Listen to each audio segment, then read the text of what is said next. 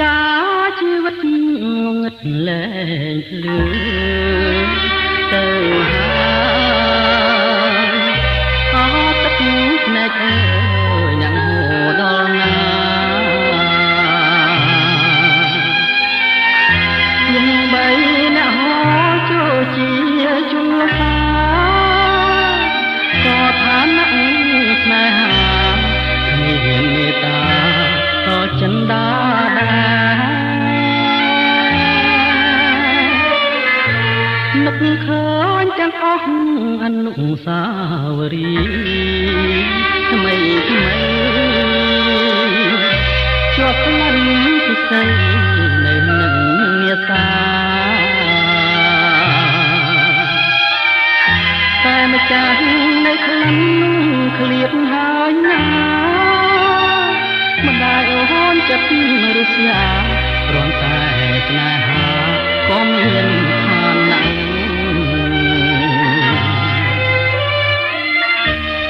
ធ្វើម្ដេចបងជាអ្នកក្រ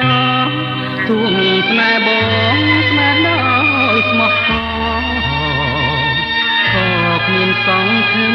ឡើយពីថ្ងៃនេះទៅត្រូវព្រាត់គ្នាហើយលាហើយអូនអើយនៅឲ្យសុខចុះលាហើយលាលុះអង្វសាន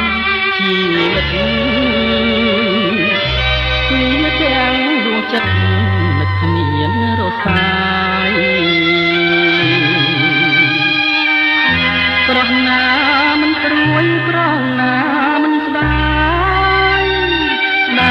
អើយតែស្ដាយដោះស្រាយយ៉ាងណាក៏គ្មានសង្ឃឹម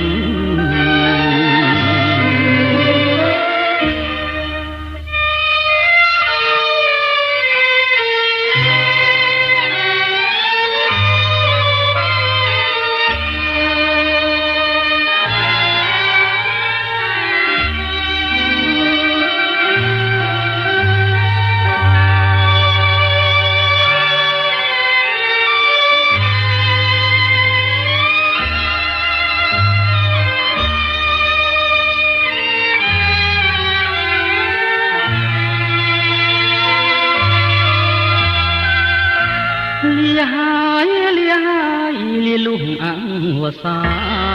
នជីវិតវាទាំងដួងចិត្តនឹកគ្មានរសាយប្រោះណាមិនព្រួយប្រោះណាមិនស្ដាយអើយសែនស្ដាយដោះស្រាយយ៉ាងណាក៏គ្មានសង្ឃឹម